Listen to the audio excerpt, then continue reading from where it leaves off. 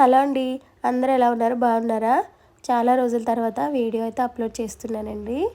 ఇది ఎప్పుడో అప్లోడ్ చేయాలి కానీ నా ఫోన్లో స్టోరేజ్ ఎక్కువైపోయి చేయలేకపోయానండి. నేను మొన్న లైవ్ ఫిష్లకి వెళ్ళాను చూడండి, అక్కడ చేప అనుకుంటారేమో, కాదండి.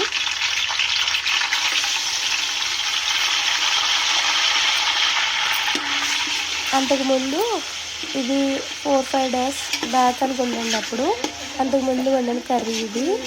ఇంత ఎక్కువ కర్రీ ఎప్పుడు మా ఇంట్లో వండుకోలేదండి. ఎందుకంటే ఇప్పుడైతే మా చిన్నత్తయ్య గారు వాళ్ళు వచ్చారు, వాళ్ళ హస్బెండ్, వాళ్ళ అబ్బాయి, మొత్తం ముగ్గురు వచ్చారనమాట. వాళ్ళు ప్లస్ మేము కలిపి ఎక్కువ కర్రీ కావాలని చెప్పేసి 2 కేజీలన్నర అనుకుంటండి చేప తీసుకొచ్చారు. నేనైతే ఫస్ట్ మ్యారినేట్ చేసుకున్నానండి. ఉప్పు, కారం, పసుపు, అలాగే ఆయిల్ కూడా వేసి చేప ముక్కల్ని శుభ్రంగా వాష్ చేసి మ్యారినేట్ చేసి పక్కన పెట్టుకున్నాను. అలాగే ధనియాలు, జీలకర్ర, అల్లం వెల్లుల్లి కలిపి మిక్సీ చేసి పక్కన పెట్టేశాను. అలాగే 3-4 ఆనియన్స్ అనుకుంటండి తీసుకున్నాను.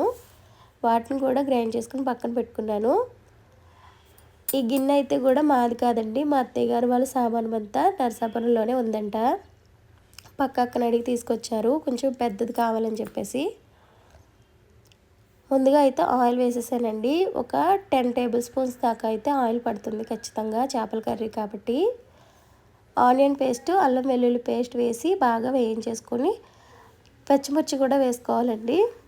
అవి కూడా కొంచెం బాగా మగ్గిపోయిన తర్వాత ఆయిల్ పైకి తేలుతుంది. కాసేపు మూత పెట్టుకొని తీసుకున్న తర్వాత చూస్తే ఆయిల్ పైకి తేలాక కారం వేసుకోవాలి. ఆల్రెడీ మ్యారినేషన్ దాంట్లో ఉంటుంది కాబట్టి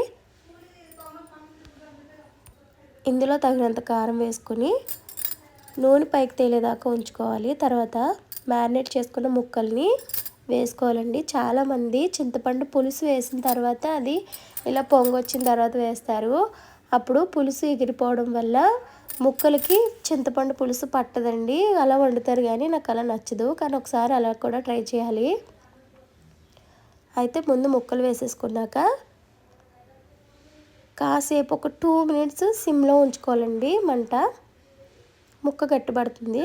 ఆ తర్వాత నేనైతే గుప్పెడు చింతపండుకి కొంచెం ఎక్కువే నానబెట్టుకున్నాను. చింతపండు చూపించేదానండి, ఆ క్లిప్పింగ్ మిస్ అయిపోయింది. నానబెట్టుకుని పులుసు తీసేసుకొని ఆ పులుసు అయితే వేసుకున్నాను. ఒకసారి గ్యాస్ ఆఫ్ చేసేసుకుని అడుగున గ్రేవీ ఉంటుంది కదండి, మొత్తం అది పైకి తేలేలాగా చూసుకోవాలి. లేదంటే ఆ గ్రేవీ అంతా అడుగునుండిపోయి చింతపండు పులుసు మరిగినా కూడా పైకి రాదండి, అది ముక్కకు పట్టదు మసాలా కూడా. ఒకసారి గ్యాస్ కట్టేసి లోపల గ్రేవీని అలా పైకి స్మాష్ చేసుకోవాలన్నమాట. అయితే మూత పెట్టి చూసిన తర్వాత ఇలా పొంగొస్తుందండి. ఇలా పొంగొచ్చినప్పుడు మనం కట్ చేసి పెట్టుకున్న బెండకాయలు, కొత్తిమీర, కరివేపాకు అయితే వేసేసుకోవాలి. వేసుకున్నాక సాల్ట్ ఒకసారి చూసుకోవాలండి. చూసుకుని దానికి సరిపడా వేసుకోవాలి. మీ టేస్ట్కి తగినట్టు వేసుకోవాలన్నమాట.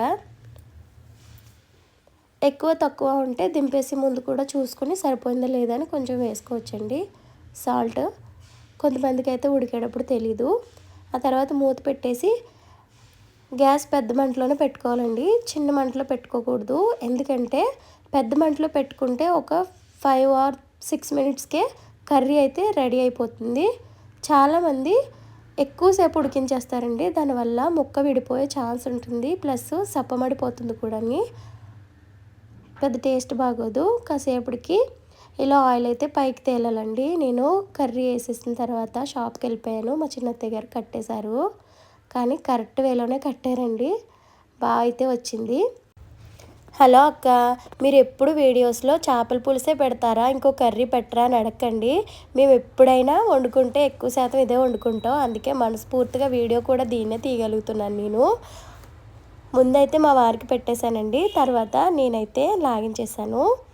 టేస్టీగా అయితే అదిరిపోయింది.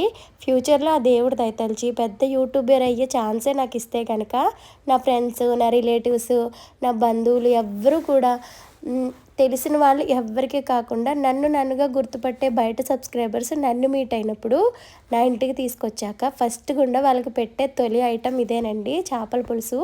నాకు అంత ఫేవరెట్ అనమాట.